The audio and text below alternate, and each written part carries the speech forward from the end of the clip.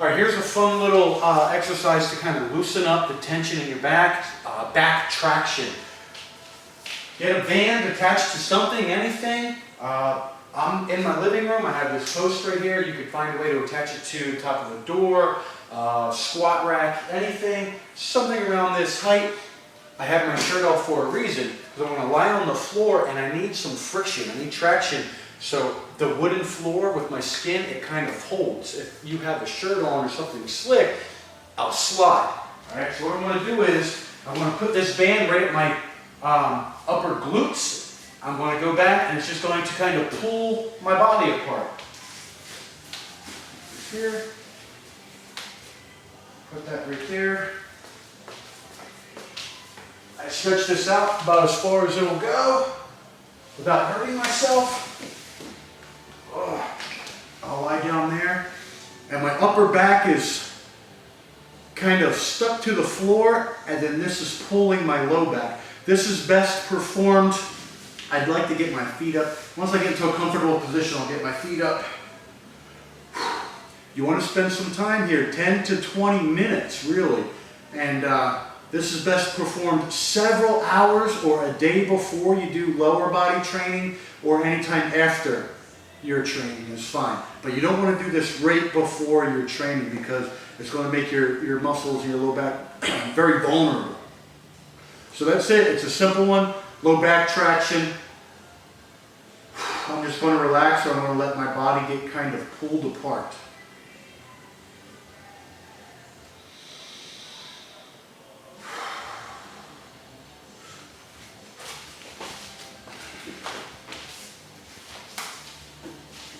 "10 to 20 minutes. Get comfortable." Here we are, PBR program. Prepare, build, and refine. Day 1. No better way to get started than to just do it. Jump in. We want to start this week with a couple of sets of 4.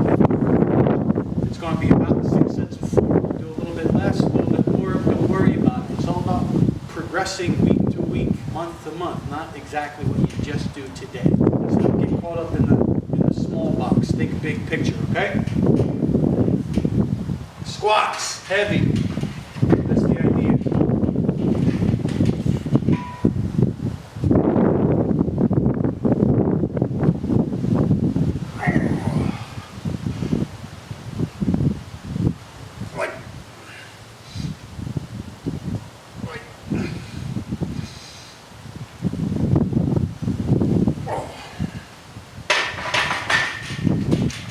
These wheels are 35-pound bumps, so they're not, it's not as heavy as it looks. It's only 325. All right, something that we want to consider here is I'm not trying to use the heaviest weight I can possibly do. I know this is the beginning of a program, so I'm not starting where I left off with the last program. I'm backing up a little bit. I'm leaving plenty of room for progression. And when I finish this program, I want to finish a little bit farther, a little bit better, a little bit higher than where I finished the last program. So I'm not trying to go this program to here, then the next program start where I left off and then go. It doesn't work like that, especially if you're not a beginner. So let's say you go from level 1 to level 5. The next program, think about going from level 2 to level 6. Take a week off. Next program, go from level 3 to level 7. And that way, every program starts a little bit above where the previous program started. And it finishes a little bit above where the previous program finished. You don't want to start right where you finished off, because you're just not going to make progress for very long that way.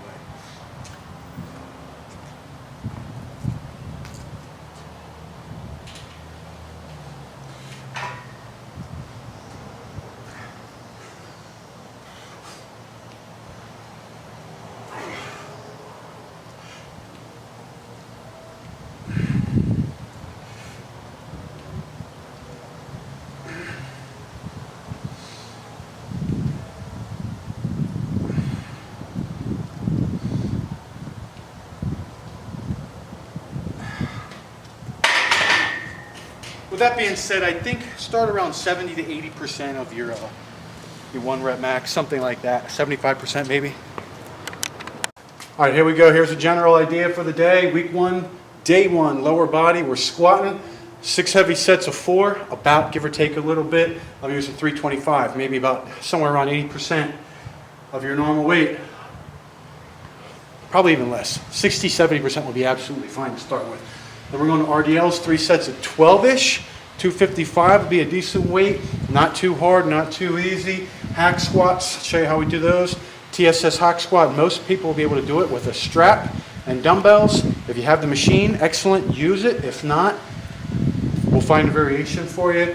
Leg curls, again, if you have a machine, use it. If not, find a variation. Pretty simple. 4 things, straight sets.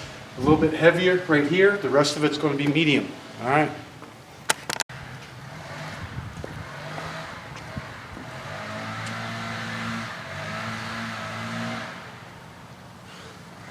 RDLs. I'm using straps so I can focus on my hamstrings more.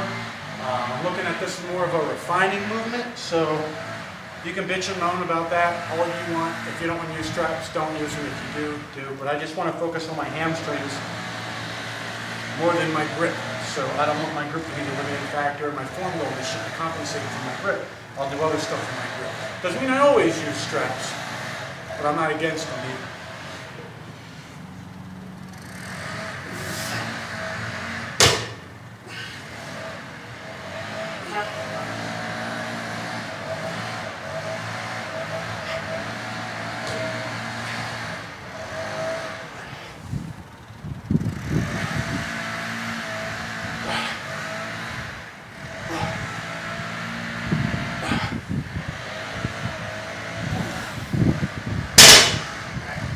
All right, next is our hack squat. So I'm going to use 50-pound dumbbells. I got a strap that I connect to something fixed. There's a couple pins, simple toe strap, boom. I'll show you how I get in this bad boy. Pretty simple. This is something that you can do at most any gym. You don't need this little ramp. I use it, but it's not completely necessary. I understand this is not ideal for most people, but it's an exercise that I use at my gym because my equipment, my situation, and everything, this leads itself well to my goals and what I'm doing here. If you don't have this stuff, you don't want to do it. A good substitution. Obviously, a hack squat machine is your #1 bet. But Swiss ball wall squat would be really good as well. Take some of the stress off the back and let you focus on the quads doing the work. I'll do about 4 sets of 10.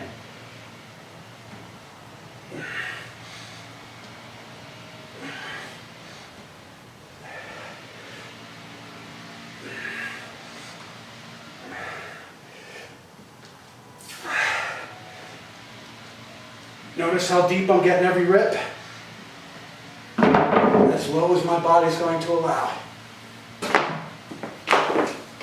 Easy in and out.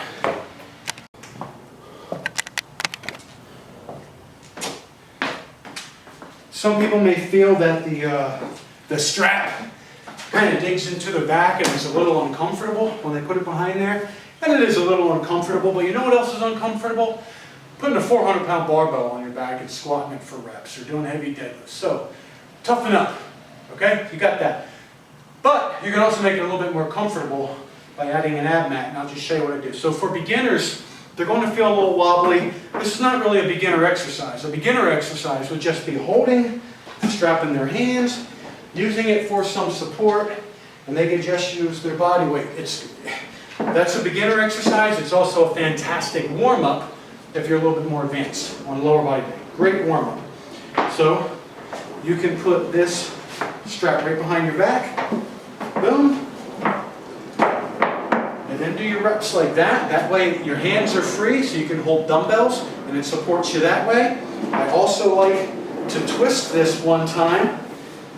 And that way it kind of crisscrosses here and it's a little bit tighter around here because it comes across. But you also have this feeling like you're moving side to side a lot easier.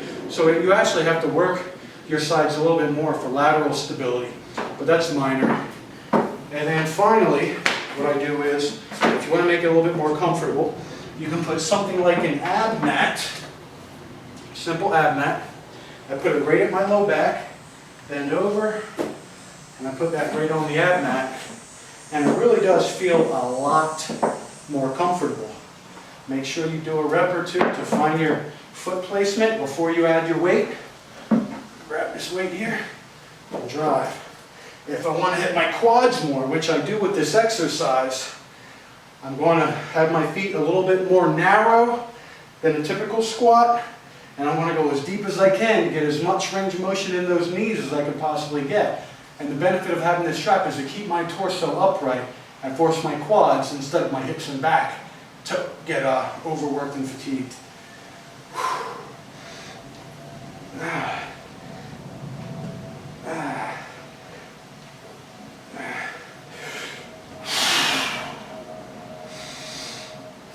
Your hamstring curls is an obvious refining movement. I really want you to pull up under control. Don't fling it up. Squeeze it up. Try and squeeze the top for a second, maybe 2 seconds. Let it down under control. If you have a machine, outstanding. I love the supine lying leg curl, not supine, prone lying leg curl. If you have a weight stack, you want to think about the stack as 2 wine glasses making a cheers. Come down, tap them, just make a cheers. Don't crash into it as if that would be 2 wine glasses breaking each other. Tap them, squeeze them back up. Refine. Make the hamstrings do the work. Don't flail them up. Don't let your ass jump up in the air and do all this arching and squirming. That's not what we're looking for.